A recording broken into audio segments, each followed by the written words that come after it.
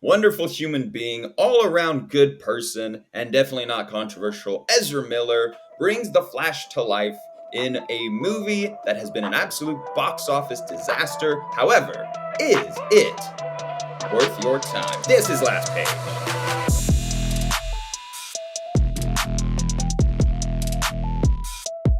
Issue number 12 of Last Page, joined across the seas of the internet. Today, I am RemingtonCKing, and Jason Cedars. Gentlemen, we all had the great fortune of finally being able to watch a movie together. And a nice theatrical experience of going to see this movie. There was a lot of people at the theater, which was probably everyone that actually saw the movie in the entirety of the United States, because this movie made about $55 million opening weekend, which is awful. Really bad sign for DC, but regardless of the box office, is the movie good? I was not looking forward to this movie.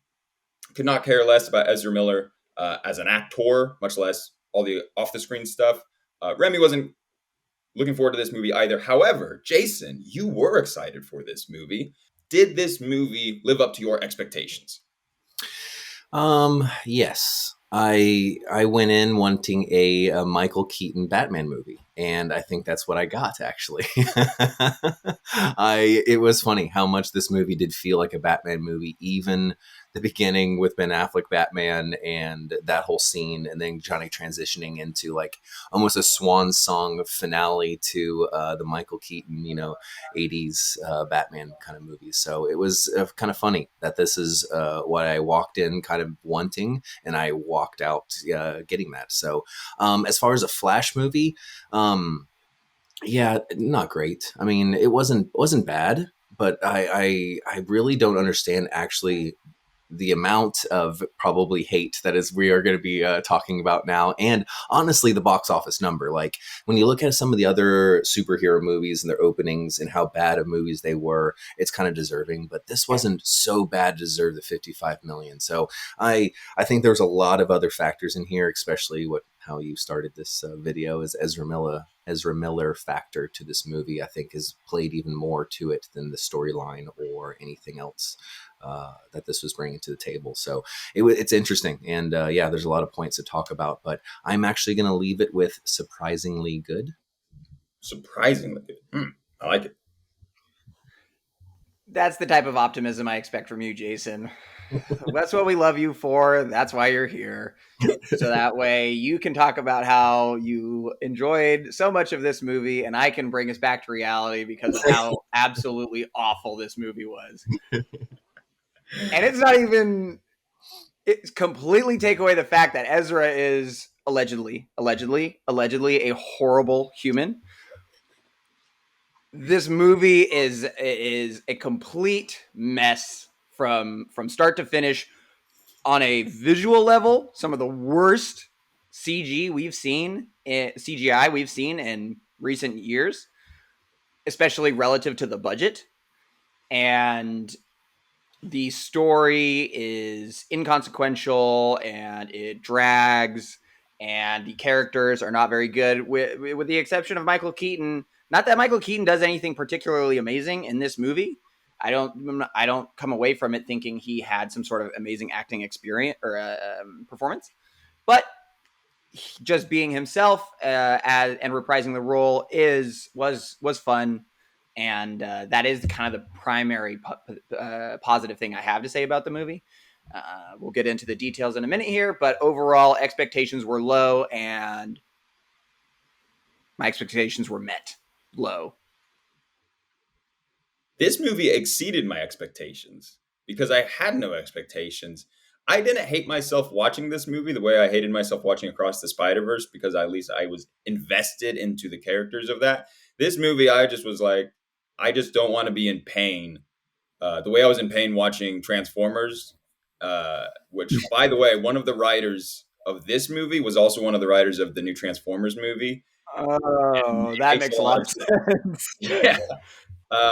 This movie was just, Ezra Miller actually was not as bad as I thought he would be. He is unbearable, I think, in Justice League, and especially the Justice League recut. The Zack Snyder cut. He's so obnoxious. And in this movie, they actually do give, there's him and then there's the other him, the younger version of him. And when there's the other version of him on screen, he mellows out and he's much easier Yeah. to watch. And I think he does a much better job.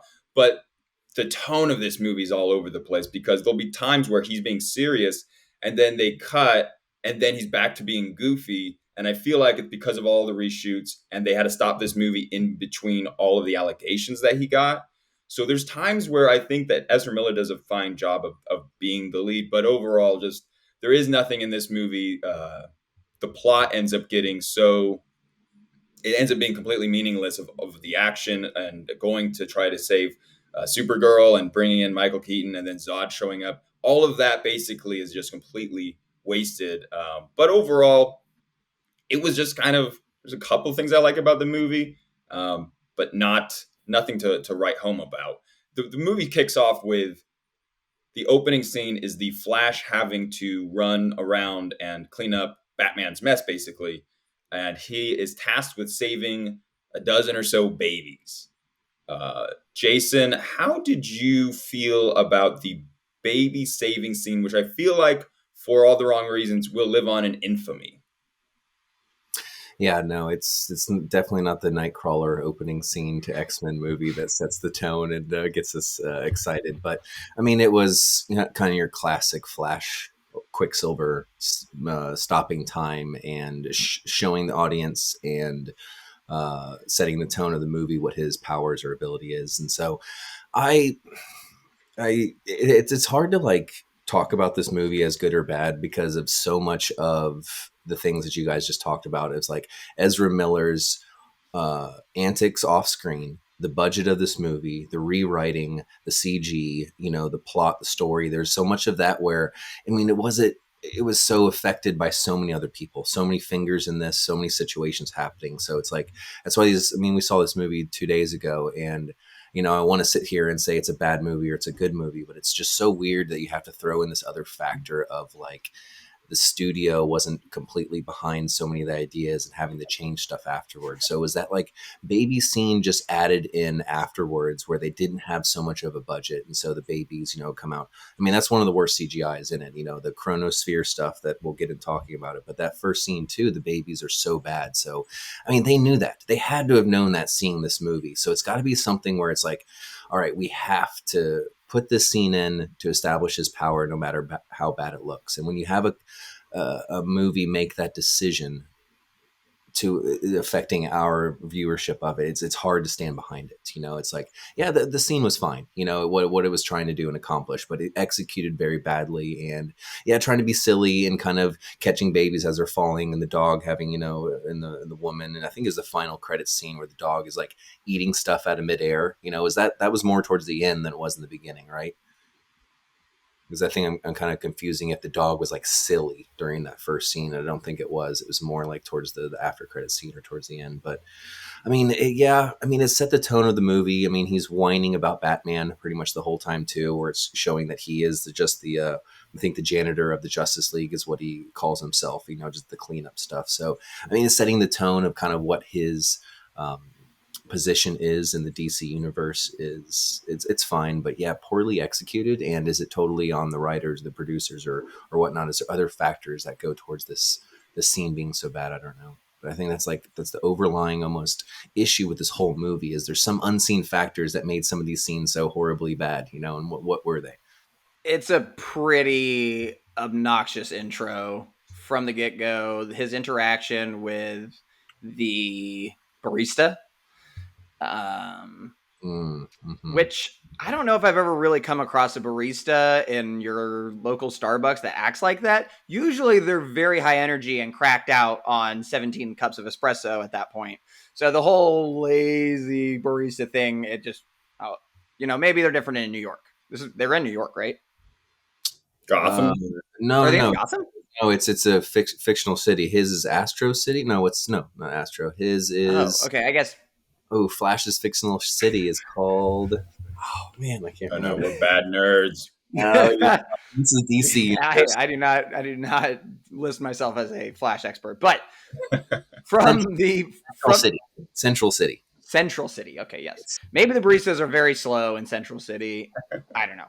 That being said, right off the gate, I just am reminded about how much I do not like the portrayal of Barry, and how Barry is supposed to be nerdy. Yes, quick-witted, fast, smooth talker. Also, yes, and he's just a bumbling like loner, I guess. I don't know exactly how to list him there, but anyway, yeah. As soon as we get to the baby scene, it's just incredible. Watching it in theaters, I'm just watching it and being like, I can't believe this is the finished product. That's the big feeling I had, that it looks like like it was a mock up, and we're like, you know what, we're done. That's fine.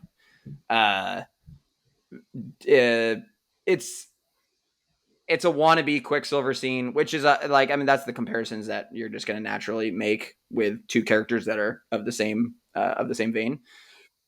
But the effects that they have in X-Men Days of Future Past when they do that first speed scene are so much cooler and better than this. And the scene felt super drawn out. He has to eat food in the middle of it. Like, there's no actual, like, babies are flying out of the sky, and it's 100% comedy. Like, there's no actual tension because, again, he's stuffing his face with burritos. He puts a baby in a microwave. Just visually, that did not look good. Like, even with it, though it looks super fake, it's still just like, oh, it looked wrong. It just didn't look good. I was waiting for that scene to get over. I was like, please just let this scene end so we can move on to the rest of the movie, because it looked so bad. And yeah, and it just set the tone for the movie of just being like, oh man, I am not about to enjoy myself. The CG being bad in that scene specifically, they have the babies that are animated just so badly. And it should be said, I once talked to a VFX artist, and he told me that in his estimation of working in the industry, that it is a matter of time and how much time you give your VFX artists in order to make it the best possible product.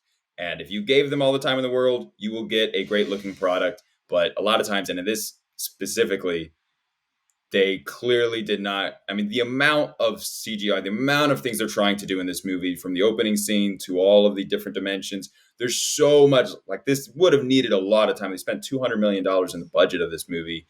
And my guess is it's just these guys the artists did not have nearly enough time to fully bring this to life. And so really the blame should fall on the studios 100%. But it was just so jarring, the baby's CGI, and then they cut and it's a real baby as soon as the baby's out of the microwave. And it's just like, leave it being the CG. Like, don't even, that was just the most jarring. So we get past the opening sequence. Barry finds out that he can time travel. So then he decides to use this to go back and try to save his mom. So he runs across the other Barry, and we get two Barrys for most of the remainder of this movie. Jason, how was the dynamic of the two Barrys, and did you enjoy their back and forth? Yeah, actually, I have a lot on that tonight. It took me a little while to realize why I wasn't enjoying those scenes as much as I thought. And I think it was because I was so, this is so stupid of me, and just like how nerdy and immersed I'll get into some of the movies. Like, as soon as Ezra, the future Ezra, loses his powers and the past Ezra gets his powers, I got like anxiety for most of the movie that he wasn't going to get his powers back and he was going to be stuck there, something like that.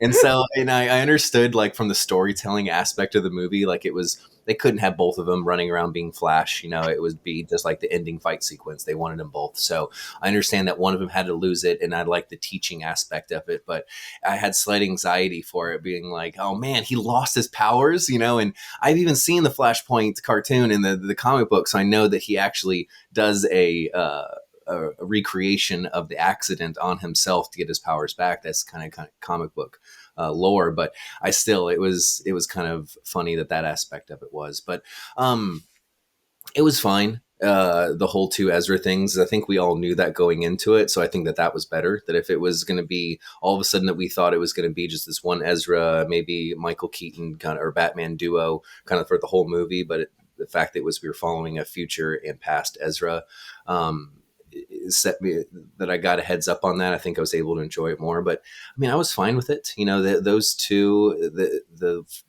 they're okay together. Like you said earlier, when it's just one Ezra on the screen, he's like the comic relief, and he does that whiny, weird, almost annoying, kind of personality. But then when the other Ezra is on screen, he has almost like this more fatherly kind of Ezra to the other Ezra, which I was kind of fine with that like two sides of the same coin. Nice. Got it in there. Yeah. I didn't even have that written down in my notes. I need to throw that in. And honestly, the kind of the Batman kind of being set up as this like fatherly figure to Ezra, and him not taking his advice in the beginning, and him kind of doing his own thing and still messing with the time travel. And I mean, I think that's a very good origin story for the Flash. How his mom dies and his dad being in jail, and that's what pushes him to be in forensic medicine, forensic science. What was his job? Can't remember exactly what it was. Something forensics for the police department. But I kind of like that. That was a decent origin story for him, quick.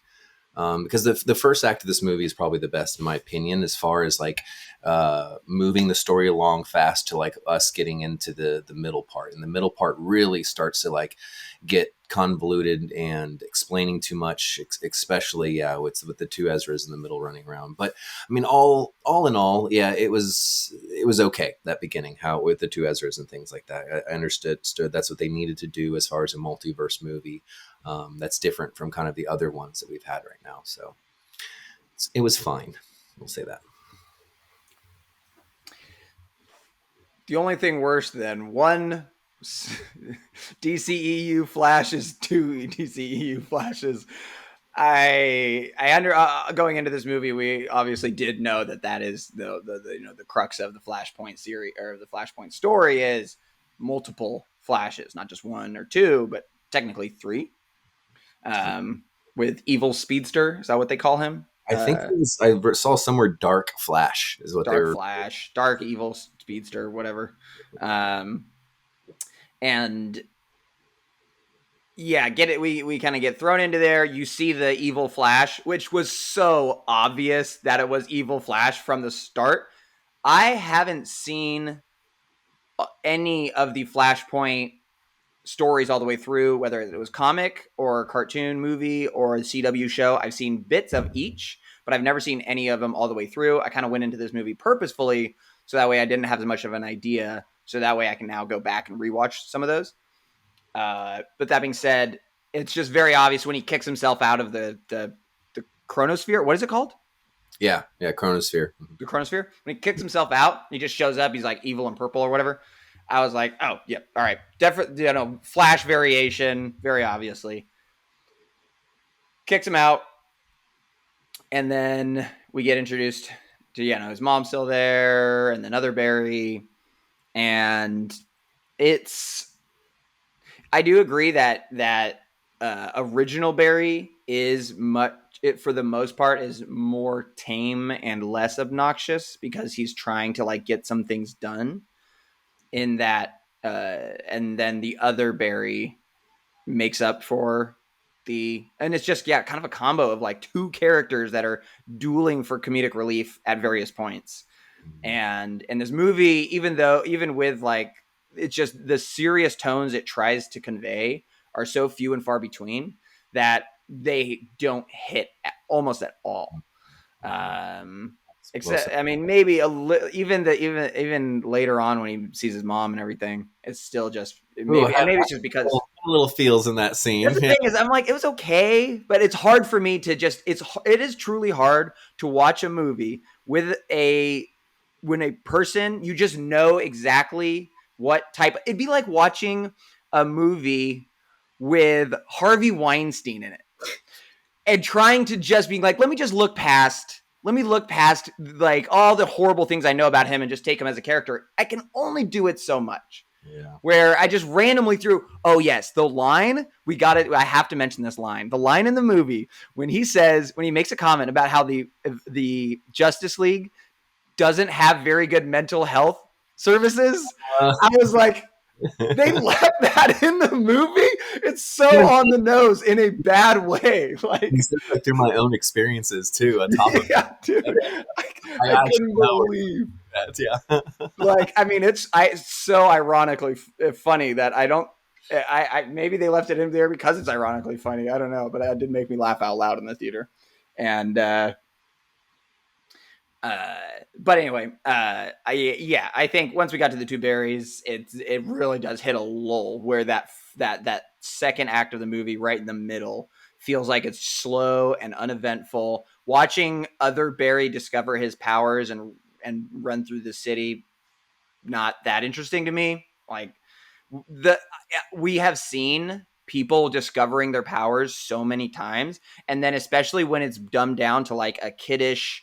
Like, oh my God, it's so fun. I get to run so fast. It just immediately I'm taken out of it. I'm just like, I don't want to watch this anymore. So, we really hit a lull. As soon as that, from the time he gets kicked out of the chronosphere until the third act, it feels very slow. So we're bouncing around a lot, but basically the plot of the movie, to bring it back to right about midway going into the second to third act of the movie, is that before this movie, Barry's mom's dead. She was killed, and people thought that Barry's dad did it. So he is in prison, and he's getting a retrial with new evidence, trying to clear him of the killing. In the Justice League movies, it's his dad's played by Billy Crudup, and in this movie, he's played by Ron Livingston. Billy Crudup had scheduling problems when they had to reshoot everything, so he ended up not being able to play his dad in Ron Livingston, which I like watching Ron Livingston get work, because ever since I am eternally indebted to him and Office Space. So dude, I love seeing him get work. Yeah, it was so hard for me to switch off the Office Space character that he is in that, when I was seeing him on The Flash. Yeah, it's just like, man, did you not fill out your TPS reports on time? Like, come on, man. I've been missing a lot of work. I wouldn't say I've been missing it.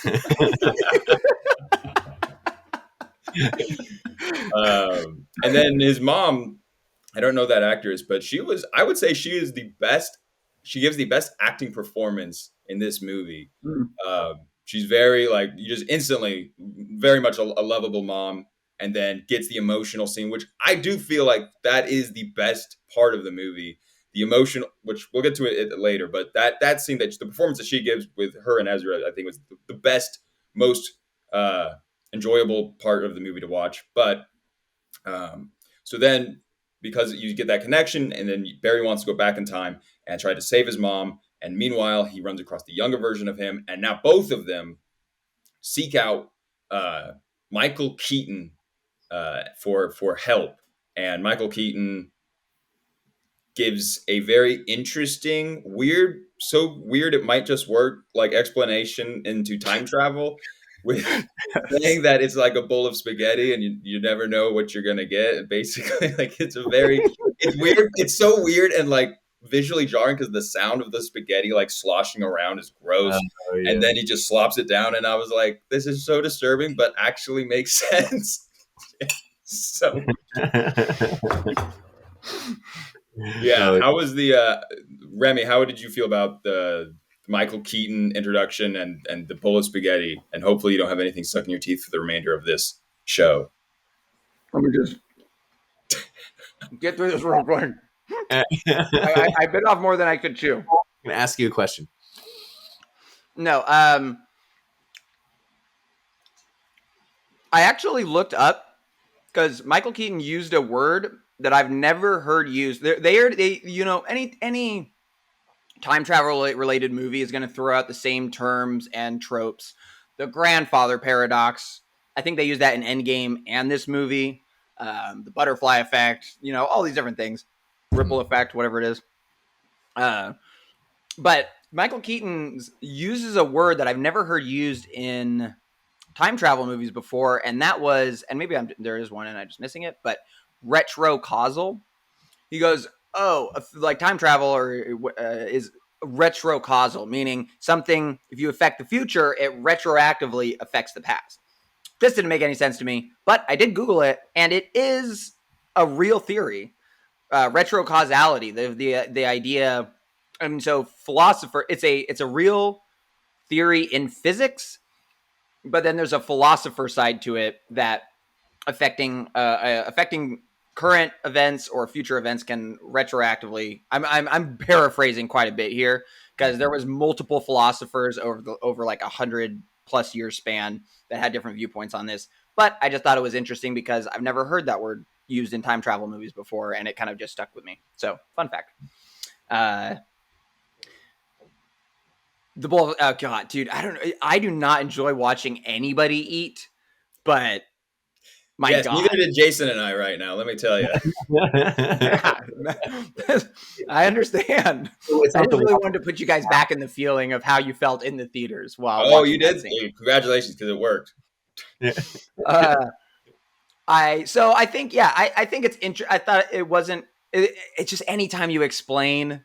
It never sounds good. It never sounds good trying to explain quickly, do brief explanations of time travel in my mind just never comes off well in movies because there's plot holes and it just doesn't make sense. And so that being said, with all that being said, I do think it was fine.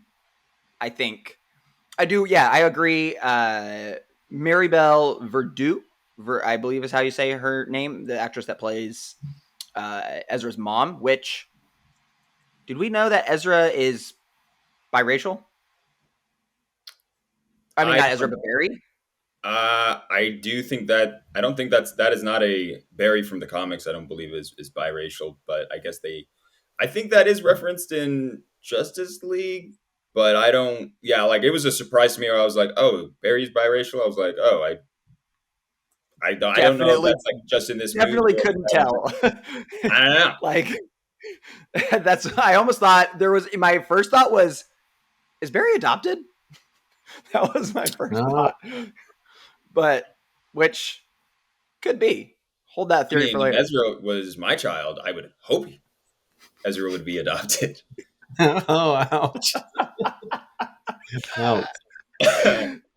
So she is for sure the best acting performance of the movie. She is a very lovable, enjoyable mom right from the get-go. And Ron Livingston as the counterpart seems like a great couple. I would want to hang out with that couple. I'm sure they're fun. The cool couple with the shitty kid. He must be adopted. He must be, because how could those two people produce that child? That's crazy. I mean, I guess the whole mom dying, dad going away in prison, childhood trauma kind of derailed him. But even still, the older Barry with both parents still annoying. So go figure. Yeah, not as bad as Barry with parents though. The introduction of Michael Keaton, once he does show up on screen, it was one of those moments of like, okay, nice. Like, I'm excited to see Michael Keaton. Why not? You're a big guy, Jason. Michael Keaton coming back on screen. How was the Michael Keaton, not only that intro of time travel, but how did you feel about overall how he was portrayed in this movie? 71 freaking years old. 71. Like, and he was, I mean, of course, a lot of those scenes were probably stunt. Actually, they were stunt doubles because the hair over the face, I mean, I know they were also trying to allude of who it was going to be. But yeah, that's so the stunt double could flip around that kitchen a little bit better than old Michael Keaton. But I mean, 71 years old. I mean, what, 40 years since he reprised the role? Something like that. Again, my 89, 90. Good Lord. I mean, yeah, for him to feel like he just slipped so easily back into that character, it was a lot of fun. The time travel stuff is so funny in movies because I feel like now they even just go towards we're going to use another movie to explain how we do time travel. How many references were there to Back to the Future in that movie? I know they were joking about the actor, like it was, which shoot, I never Googled the actor. Who is the actor that they think is playing? So that guy was the actor that they're referring to was in fact cast as Marty McFly, but they there's that, and they filmed like a month of Back to the Future with this Corey Stoll. I forget his name, but Yeah, yeah. Oh yeah. I think, but yeah, he was Marty. There's footage of like him with Christopher that's Lloyd, okay. and then like a month in, they decided to recast it. But in this movie, yeah, it's they end up just going the full nine with that actor. Yeah, and and I felt like that multiple references to that movie was to be like, hey, how we're doing our time travel is kind of how they did the time travel with the, what'd you say, causality? Retro causality. Yeah, because I mean that was the whole thing in Back to the Future. When they did stuff in the past, the pictures started to fade, people started to fade away as things were happening in the past, and that's how they were going to explain how they, Dark Flash's ultimate ending in the end. Where as soon as old Barry was stabbed, the other one just faded away. Because multiverse stuff in the MCU is you don't kill one version of Cyclops, the other version is not affected at all. It's not like that. So this was a very different multiverse kind of take on it.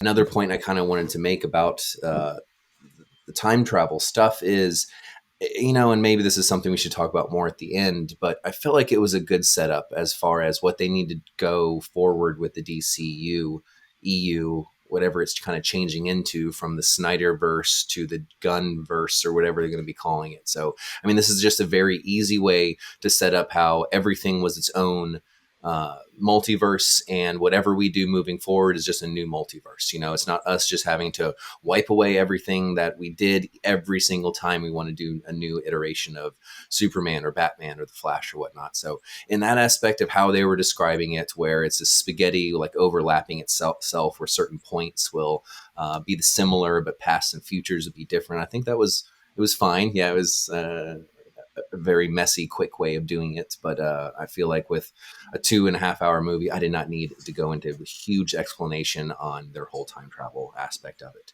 But yeah, the Batcave and Michael Keaton and the house and just that old, that Batman feel to that part of the middle part of the movie, them just hanging out in the Batcave, I thought was kind of cool. But yeah, that's the beginning of the end of the beginning of the sluggishness of that middle part of the movie, because yeah, that's where we started getting into the Supergirl aspect of it. But I mean, another point where, I mean, I'm all about this as far as you need to have a lot of previous knowledge to enjoy what's going on in the scene right there.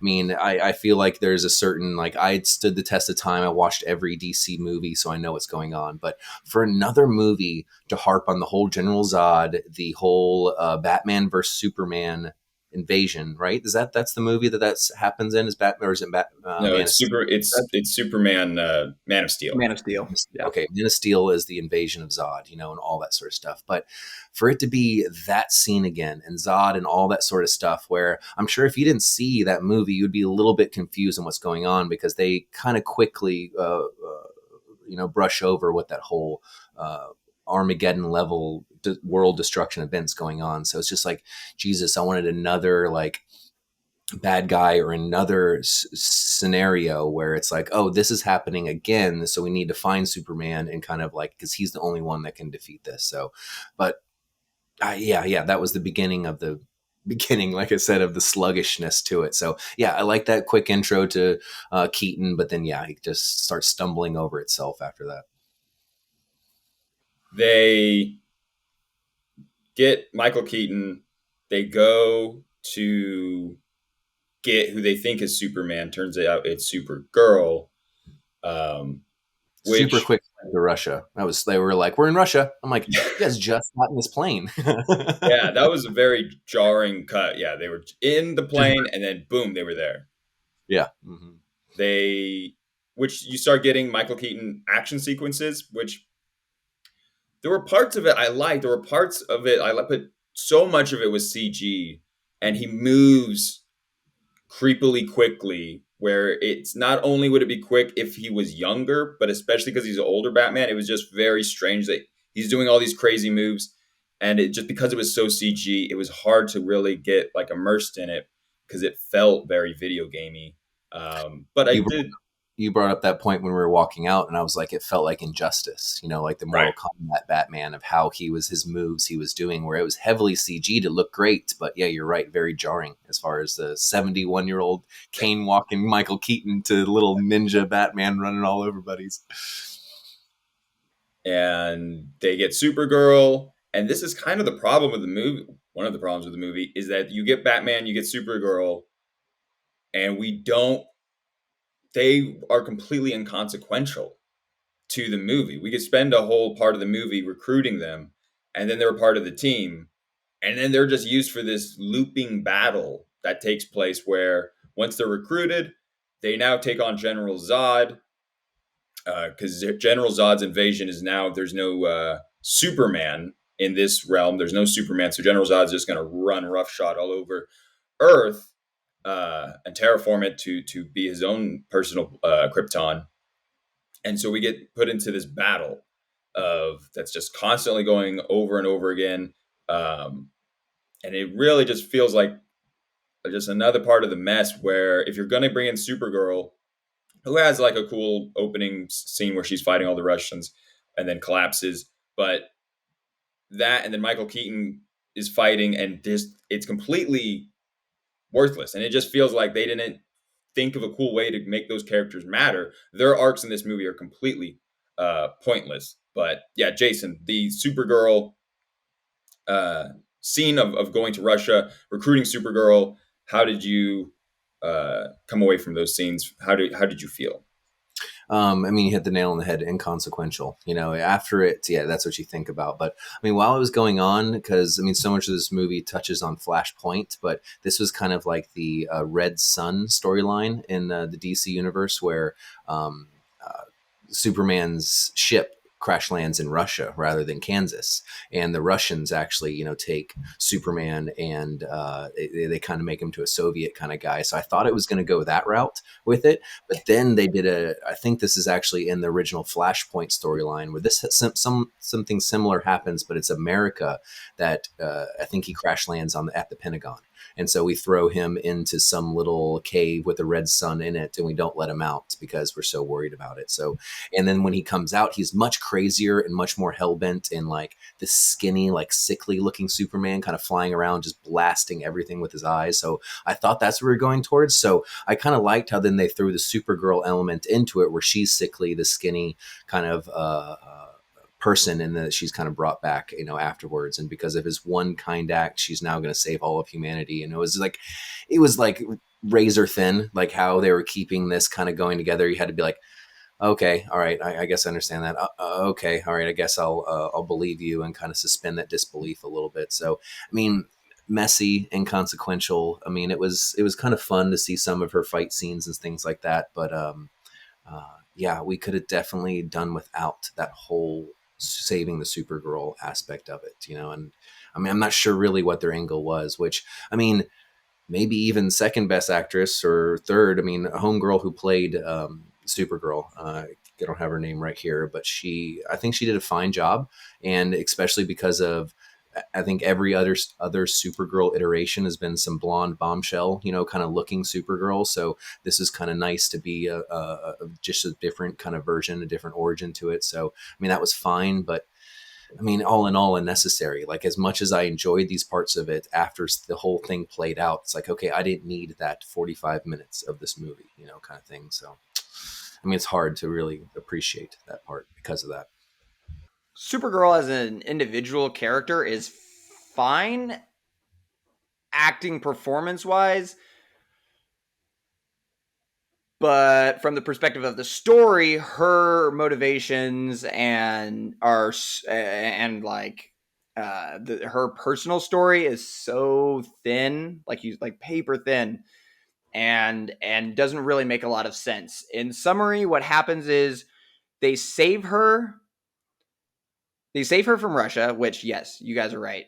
The scenes when Batman hits the spinning back kick clothesline, that was like the first big move he hits. And I was just like, what?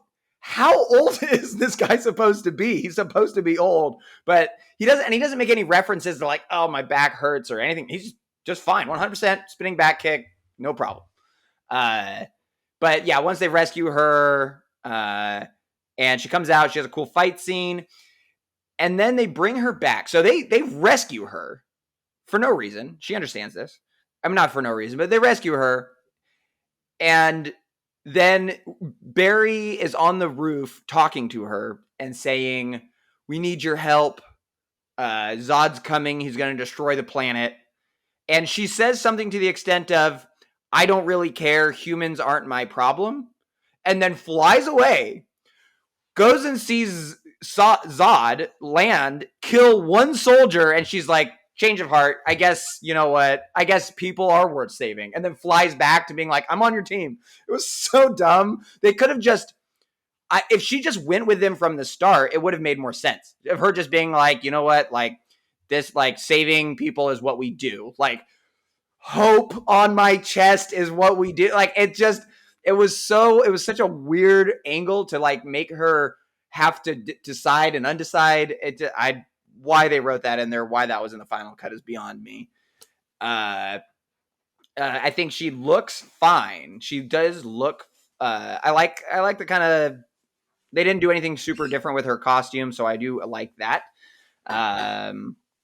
But yeah, it really does suck that you get to the end of the movie, or you get to the end of that act, and you are just like, oh, there is no point in anything that happens.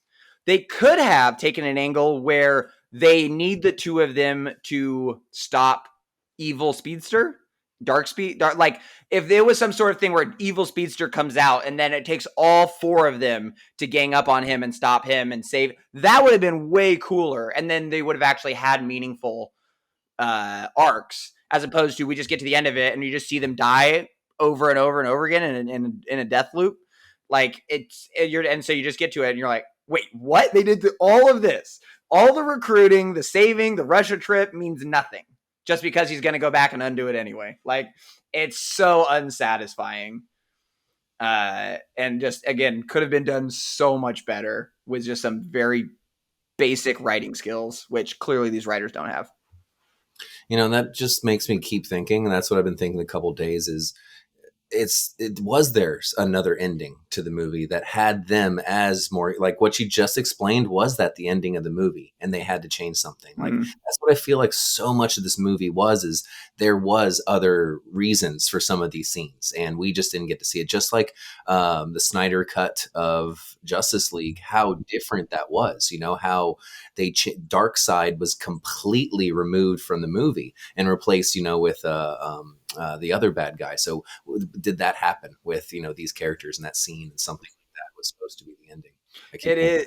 Yeah, it is so lame that we get, and no disrespect to the great, oh my God, I'm gonna forget his name. Michael Shannon. Yes, Michael Shannon.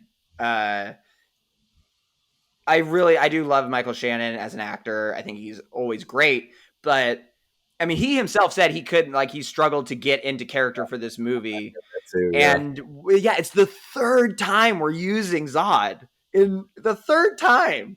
Once is fine. Twice was like, okay, we're pulling his corpse out to transform him. And then the third time is like, really? There's no other characters in the DC universe we could have pulled for this for this movie. It was so unfortunate getting like that. In, you know, how long ago did Man of Steel come out? 2013? Yeah. So 10 years later, we're still using the same villain. I mean, yeah, it's very unfortunate that is the extent of what we got. But yeah, just another thing that just kind of sucks about the movie is just the just writing being like, oh, well, generally we don't have to do any explaining. Everybody knows Zod already. We can just write him in real quick and you don't have to give any real background for the character. So it screams safe executive. This movie screams safe executive choices of, all right, we're going to set up a movie and Ezra Miller's Barry Allen is going to be the hero and the villain, or like the hero and we're gonna do this. We're gonna bring in other characters, and we're gonna try to have this. And some stupid executives like, but yeah, I saw the Endgame movie, and they just brought back Thanos. Maybe we just do that. And so I think in their mind, they're just thinking, well, Endgame brought back Thanos. Let's just do that with Zod. And that movie made a lot of money. Like it's a dumb.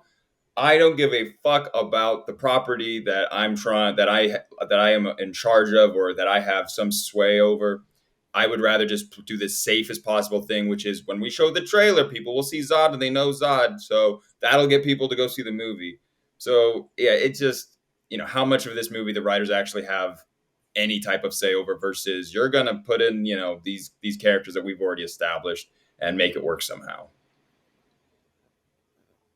I do like the one part of the movie I actually enjoyed when, so there's the battle and they're just in this death loop. Once Flash, young Flash, starts going the route of I'm just going to keep doing this and get it right, and then the older Flash is like, no. Once they start branching off like that, I did like that. I did like that we saw like, oh, this is how it starts. This is how how a well-intentioned person goes down the wrong path. And it starts, he keeps trying to go back. After a while, it just became laborious. And yeah, once it became very obvious, the evil Flash that shows up, and then they bring in the other worlds, the other gigantic Easter eggs that are, and props to me, because immediately when they showed the black and white Superman, I'm like, oh, that's George Reeves. Nobody knows who George Reeves is, but thanks, guys, I know who he is. George Reeve, no S. That's the difference between Christopher Reeves. Oh, Christopher Reeves and George Reeve. So you're almost there. I misnamed him. Fuck. So they brought him in, and there was other Easter eggs, and it was just like, this is so unnecessary. It is a weird I'm curious. We walked into the movie wanting those cameos. Come on. What? We walked into that movie wanting to see those cameos and stuff like that. That was what was going to kind of, yeah. If they did it, the only one that worked for me was Nicolas Cage. That was the one that, like, as soon as I saw his, like, from the back, I saw his long hair. I'm like, that's Nicolas Cage, and it is, but it's CGI Nicolas Cage. So it's like, why couldn't I see a real Nicolas Cage face killing a giant spider? I was like, that was cool. The other ones were just, just weird. I mean, Christopher Reeves, just why would you do that? The Nicolas Cage is funny because they said, so I love when a movie comes out and immediately within the first couple days, you just get repeated headlines of the director defending things. It's always a good sign. The first day it comes out, the director's like, so this might be why the CG looks weird. Like, he was like, oh no, it's from Flash's perspective is why it looks weird. And then another one was, no, they claim that Nicolas Cage was not CG and that they actually brought him in to shoot that scene. And I'm like, yeah, maybe as a mannequin, you brought him in, because you just go and look at the screenshots online of this close in of his face, and like one eye is like slanted down and the other eye, it looks so bad. It looks so bad. The excuse would have been better if this was the original footage that we did for his casting or something like that. We used it. I mean, then you're like, oh, okay, I'll give you a pass on that. But no. I don't want to cut you off. If you okay. I mean, one of my favorite. It was one of the favorite scenes of that, just because of the kind of part.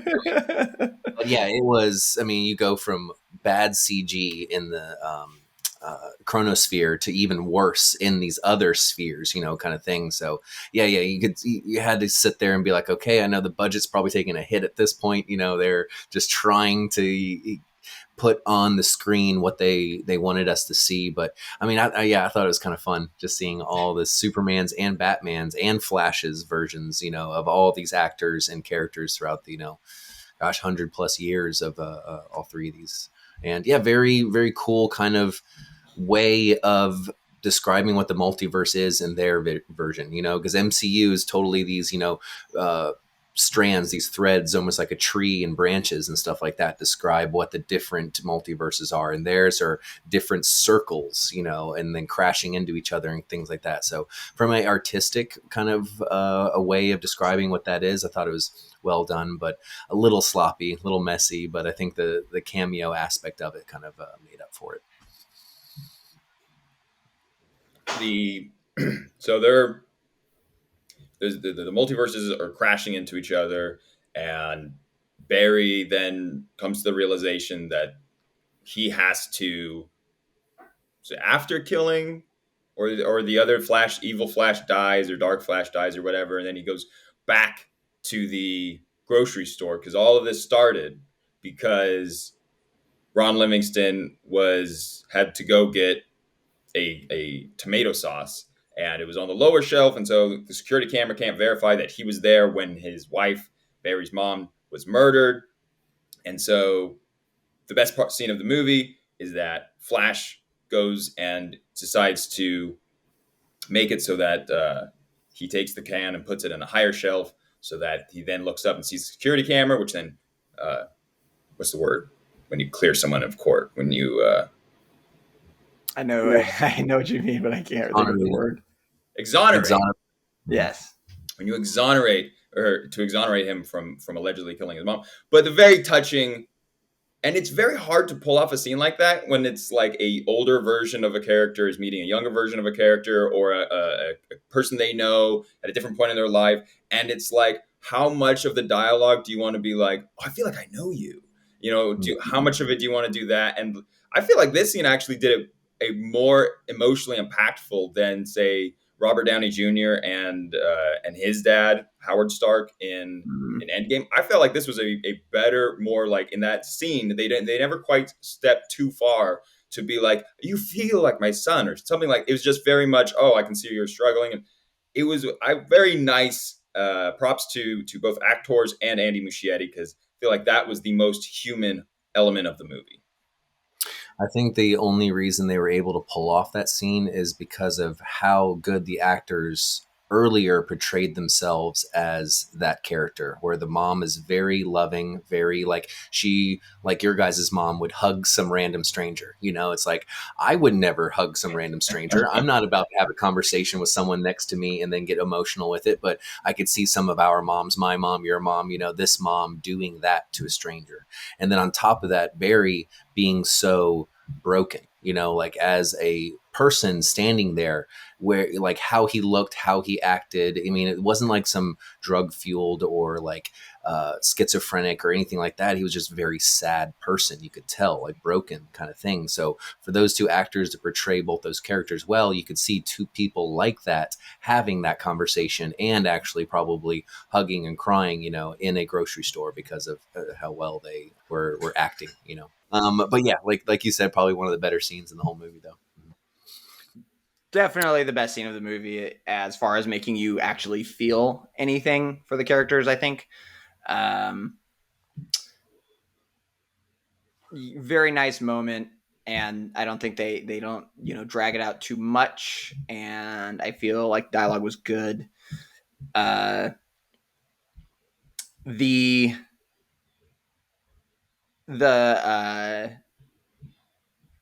I don't know. I don't know if there's really much else to say that you guys already haven't. I think it's funny to me though that, like, so it's not okay for him to go back and save his mom from dying, because that has negative repercussions where Zod destroys the world. But him changing the past so that his dad makes it out is somehow okay. And that the only bad thing that happens from that is we get George Clooney back. That's somehow the only negative fallout. I mean, as of right now, maybe they change that later and something else bad happens because of it. But it is funny that it's just like, yeah, that was not bad. That's not okay, but this is fine. I thought that too, but I feel like it's because he's still spent his time in jail. It's still right. created. Most of the time is the like same theoretically up until that point. Mm-hmm. It's yeah. I think That really is probably the only real scene in the whole movie that I could say I would like. Oh no, that's a nice scene. I don't really have a problem with it. Um, the yeah, and then we just get to the court scene. George Clooney comes out, which I haven't looked up. Is he confirmed to be continuing a role as Batman in this universe? When it really should have been, if DC had any cojones, they would have just thrown Robert Pattinson in there and been like, boom, we're officially syncing these worlds. They do not have cojones. They are not very smart. They have no idea what they're doing. New execs or not, they still have no idea what they're doing. So they're too stupid for that. Instead, they're going to bring on George Clooney and keep Robert Pattinson out of the DCEU for God knows what reason. So there is reports allegedly, according to I forget who it was. I think I was listening to Kristen Harloff. Shout out him. I believe him or someone on his show was talking about that. Allegedly, they filmed multiple actors in that same thing, and allegedly, Robert Pattinson was one of the actors that they filmed. Him and Clooney and Michael Keaton, I believe that was word on the street, was that they did film multiple ones and then they showed different ones, but they never showed the George Clooney one up until the release.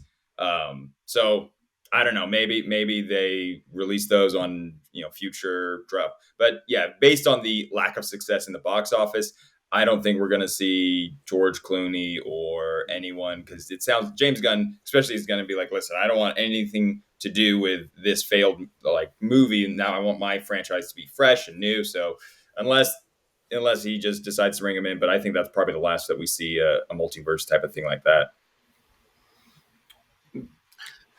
Just final thoughts on this movie is, or not just this movie, but the state of DC constantly. I mean, up until this movie, we'll see as James Gunn takes these characters' future, even though I don't think James Gunn is going to do much for the DC. It can't be worse than it's already been, I guess. Yeah, we've basically hit rock bottom with the DC movies. Maybe he'll actually take them in a more adult path, which is kind of what DC has over Marvel, is the ability to make darker, more adult, less kiddish sort of movies. Joker, like the new Joker, like kind of that feel. Like the new Joker and the new Batman. There is a world where where Joaquin Phoenix is, the primary antagonist of the DC of a DC arc, and for whatever reason, not getting there. But here is the idea that I have had for over 10 years. Well over 10 years now. DC, instead of just hitting a reset button with this movie, what they should have done is they should have kept the older actors and committed to the Kingdom Come story. My favorite graphic novel of all graphic novels, Kingdom Come, takes place in the future. Batman is around Michael Keaton's age actually, is like 60, 70. Everybody's older. And it's Armageddon through it's the biblical version of Armageddon through the eyes of the DC universe. And it's beautiful. It looks awesome. The story is dark and it's very intense. And that would have been a way cooler way to take this. And then you could just get to the end of that, use those still good characters, the Henry Cavills and the Ben Afflecks of the world. And then you can stretch that storyline over a handful of movies, where then it's just like an Avengers arc. You get to the end of it, and then you can have your Flashpoint. You can have Flashpoint at that point, and then it resets and get younger actors to play the roles instead of this kind of sloppy haphazard way that they went about it with this movie. Wasn't Snyderverse hinting at that? Those future scenes where Batman was the goggles talking with Joker and the deserty kind of like, and that's not Kingdom Come. I don't know what storyline that is, but that's a separate story. Okay, maybe something dark side related, probably with the other one. But I thought that was what they were heading towards was something you were describing. That's been my dream. That's been my dream forever. Is seeing a Kingdom Come movie would just be so sick. But James Gunn did post a image when he was taking over it was announced he was taking over DC. He did post an image of Kingdom Come And so as being like, oh, like here, and people are now theorizing, oh, is this all going to lead to that? And I do think that is what it's ultimately going to lead to. If Superman Legacy, is that what it's called? Oh, the Like newest that. one, next one. Superman Legacy or whatever. If that movie sticks the landing and that gets people reinvigorated for the new movies, I do believe that it will eventually all lead to Kingdom Come if we get that far. If out of the gate they stumble and the movie doesn't do well, then who knows what happens. But I do think that is the eventual plan, is to lead all these movies and characters eventually getting to Kingdom Come. Jason, your final thoughts of the movie and how it sits with you. Yeah, and like this is what I've been just debating in my head for like the past couple days after seeing this, and it's just what you said, Remy. It's like the state of the DC is more of like what affected this movie more than anything else, I think, and shame on whoever is the casting or the greenlit this movie to put all your eggs in the basket on Ezra Miller. Because I think even allegations of stuff that he was doing was before even filming. I think I did write down here. Yeah, he's caught choking a woman. Allegedly, yeah. Miller caught on video April 2020 in Iceland before The Flash was even started production. So before they did this, they were like, okay, we got kind of like a Robert Downey situation here where we're going to like bank on this person and he could quit halfway through or something horrible happened. But all right, let's just do it. Let's go. And I understand you've already built this character up and you had other things, but they went into this thinking, this, or knowing that this could be a possibility, that his antics could ultimately sink this movie. And they did. Not only that, but then other things happening during production and then afterwards, and then him not doing any sort of press for this movie at all. I think they allowed one photo op or something like that. No questions, no other things. So it's like they were constantly shooting themselves in the own foot for this movie. So it just sucks, and then that aspect, and then multiple rewrites, multiple reshoots, all this sort of stuff where they put the cart way before the horse. And so it's another one of those, this could have been so much better. And it had even the opportunity, I think, to be so much better than it was. So, and maybe after a little while we get another version of this movie, like the Snyderverse version or something like that, where it does, or we get a 2.0 where they clean up the graphics, they do something where they actually want to, because you're right, this movie means nothing to them as far as moving the story forward anymore. So maybe it's just like trying to save their own, how they look in the future of when this all pans out. But I mean, are we doing ratings yet? Do you want me to rate? Kick us off. Give us a rating. Okay, so I mean, I'm gonna have to go away from the thumbs up, thumbs down on this one because it doesn't justify it. So I mean, it's between a 7 and an 8, honestly, because I mean, like I said, surprisingly good, and the shitty CG doesn't overtake some of the good storytelling elements of this movie.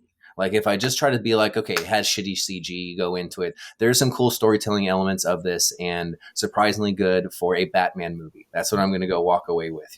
This was another Batman movie and it had Flash and Supergirl in it. So for that aspect, yeah, it was surprisingly good. And I'll give it let's go 7.5 out of 10. But fuck you, DC, for ruining a potentially good product. Rating wise, geez, I want to give it a 1 based on content of character, but I'll stick with, if I'm being completely objective and very nice, I'm gonna give it a 5 out of 10. Okay. Just like not when you're watching, you're not just like, oh my god, this is the worst thing. I mean, if this movie's a 5 out of 10, then Rise of the Beasts is like a 3 out of 10. But the CG in Rise of the Beasts far superior. Same budget. $200 million or $190 million for Rise of the Beast. 5 out of 10 is being very generous to this movie. Yeah. What did you give Ant-Man? What was your rating on Ant-Man? Was it higher or lower than this? I think I did a 5-star on that one, and I gave it a 2. Okay. Because if the Ant-Man's ranking above this one, I mean, hopefully I didn't rank Ant-Man better than this one. I give Ant-Man a 4 out of 10. Rise of Yeah. Beasts is also a 4 out of 10. This movie's a 5 out of 10.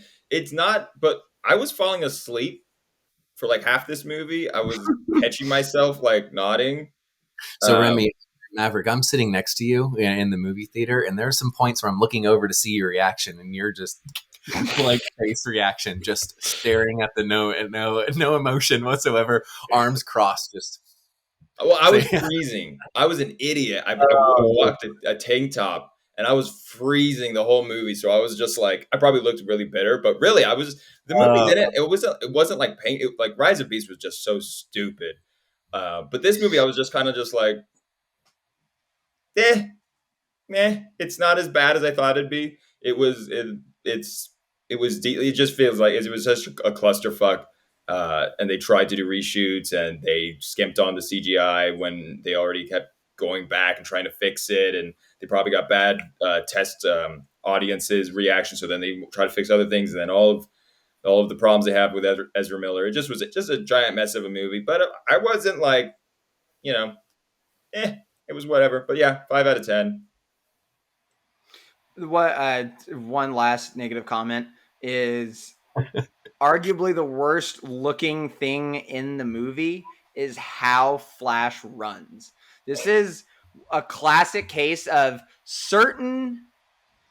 there are certain things that are not meant to be taken straight out of a comic and put into a movie. There's a reason that the Green Goblin didn't have a giant pink hood and bright green like a bright green spandex. It wouldn't look good. It just wouldn't. Now, did the Green Goblin suit that they picked for Spider-Man 1, was that the best option either? Probably not. But the point is, certain things do not translate. And if you take a single frame of his Flash comic and he's super stretched out and his arms are kind of like at ridiculous angles, it looks fine because you got to make him look like he's running, right? In a single frame. It does not work at all in this movie. That when he's running and they're showing him running, you can tell he's just like stationary on a treadmill and he's not actually putting any force into the ground. He's just running, and the swinging of the arms, the billionaire strut that he does, it's so dumb. It looks so stupid. And I was just like, from the first scene, I was just like, oh God, this is worse than I remember it being in Justice League. For some reason, I don't know why they doubled down on how bad that looks, and they're just like, that looks fine. But him just running like a normal person would have been so much better. He could take lessons from the great Tom.